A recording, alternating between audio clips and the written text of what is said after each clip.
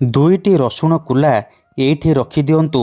Guarantee ଦେଉଛି ସେ ନାରୀ 5 ମିନିଟ୍ରେ ତୁମ ପାଖକୁ ଆସିବ। ଯାହା ଚାହିଁବେ ତାହା କରିବ। ଆଜି ରାତିରେ ଗୋଟିଏ ଥର କରିଦିଅନ୍ତୁ। ହଁ ଫ୍ରେଣ୍ଡସ୍, ଆଜିର ଏହି ଭିଡ଼ିଓଟିରେ ମୁଁ ଆପଣଙ୍କୁ ଶିଖେଇବି ବିନା ମନ୍ତ୍ରତନ୍ତ୍ରରେ କେବଳ ଦୁଇଟି ରସୁଣ କୁଲାରେ ଆପଣ କିପରି ସୁନ୍ଦରୀ ଝିଅକୁ ପଟେଇ ପାରିବେ, ସୁନ୍ଦରୀ ପଡ଼ିଶା ଘର ଭାଉଜକୁ ପଟେଇ ପାରିବେ, ତାଠାରୁ ନିଜର ମନ ମୁତାବକ କାମ ହାସଲ କରିପାରିବେ। ଏହି ବଶୀକରଣକୁ କରିବା ପାଇଁ ଆପଣଙ୍କୁ କିଛି ବି ପଇସା ଖର୍ଚ୍ଚ କରିବାକୁ ପଡ଼ିବନି କିମ୍ବା ବେଶୀ କିଛି ସାମଗ୍ରୀର ଆବଶ୍ୟକ ନାହିଁ। କେବଳ ଦୁଇଟି ରସୁଣ କୁଲାରେ ଆପଣ ସେ ଝିଅକୁ ପଟେଇ ପାରିବେ, ସୁନ୍ଦରୀ ପଡ଼ିଶା ଘର ଭାଉଜକୁ ପଟେଇ ପାରିବେ, ତାଠାରୁ ନିଜର ମନ ମୁତାବକ କାମ ହାସଲ କରିପାରିବେ।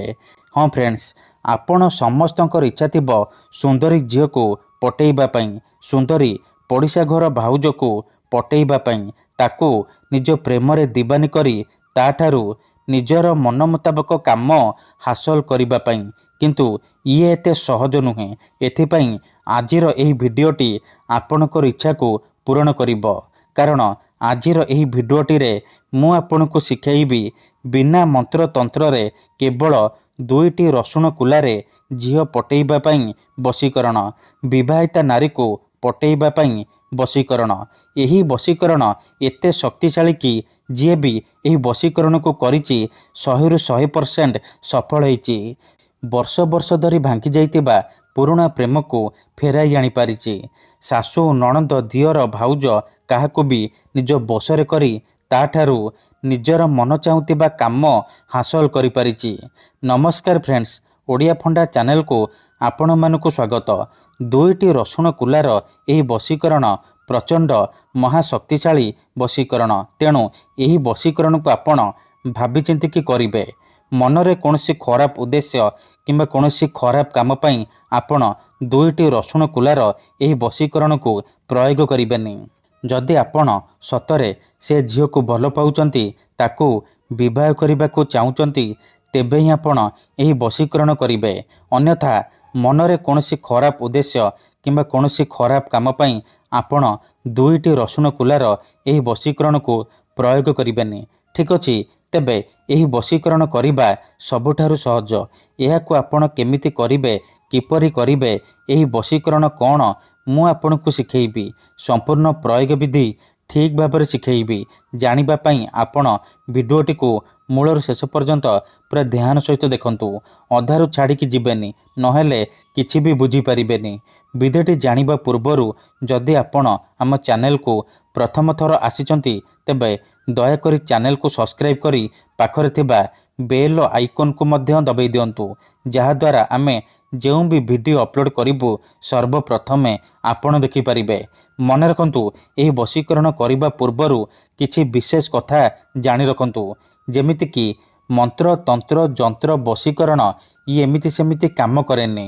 ମନରେ ସମ୍ପୂର୍ଣ୍ଣ ବିଶ୍ୱାସ ନିଷ୍ଠାର ସହିତ ଏହି ବଶୀକରଣକୁ କରିବାକୁ ପଡ଼ିବ।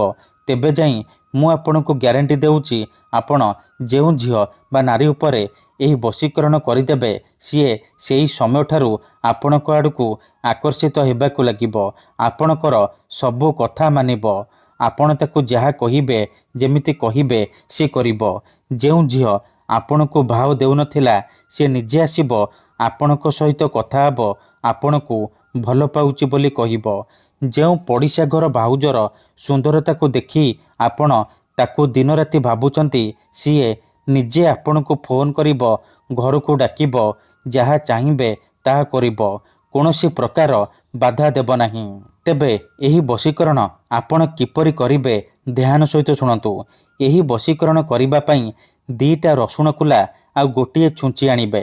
ଦୁଇଟା ରସୁଣ କୁଲା ଆଉ ଗୋଟିଏ ଛୁଞ୍ଚିରେ ଆପଣ ସେ ଝିଅକୁ ପଟେଇ ପାରିବେ। ଏହି ବଶୀକରଣ ବିଧିକୁ ଆପଣ ଶୁକ୍ରବାର ଦିନ କରିବେ। କେଉଁ ବି ସମୟରେ କରିପାରିବେ।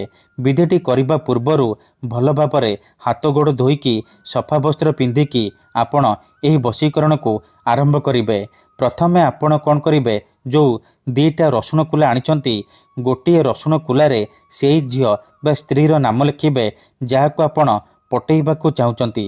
ଆଉ ଗୋଟିଏ ରସୁଣ କୁଲାରେ ଆପଣ ନିଜର ନାମ ଲେଖିବେ। ତାପରେ ସେ ଦିଟାକ ରସୁଣ କୁଲାକୁ ଏକାଠି କରି ଡାହାଣ ହାତରେ ମୁଠେଇକି ଧରିବେ ଆଉ 7 ଥର ସେ ଝିଅ ବା ସ୍ତ୍ରୀର ନାମ କହିବେ ଆଉ 7 ଥର ନିଜର ନାମ କହିବେ। ତାପରେ ସେ ଦିଟା ରସୁଣ କୁଲାରେ ଫୁଙ୍କିଦେବେ।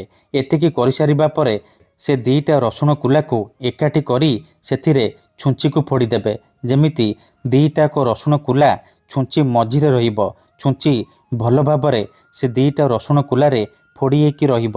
ତାପରେ ଆପଣ କ'ଣ କରିବେ, ଆଖି ବନ୍ଦ କରିକି 1ରୁ 2 ମିନିଟ୍ ସେଇ ଝିଅ ବା ନାରୀକୁ ମନେ ମନେ ଭାବିବେ।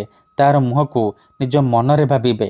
ଏମିତି ଭାବିବେ ଯେମିତି ସିଏ ଆପଣଙ୍କର ବଶରେ ହେଇଯାଇଛି, ଆପଣଙ୍କର ସବୁ ଇଚ୍ଛାକୁ ପୂରଣ କରୁଛି।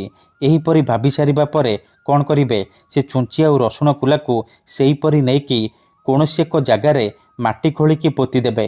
ଏତିକି କରିଦିଅନ୍ତୁ, ଗ୍ୟାରେଣ୍ଟି ଦେଉଛି ସେ ଝିଅ ବା ବିବାହିତା ନାରୀ ଆପଣଙ୍କ ଆଡ଼କୁ ଆକର୍ଷିତ ହେବାକୁ ଲାଗିବ।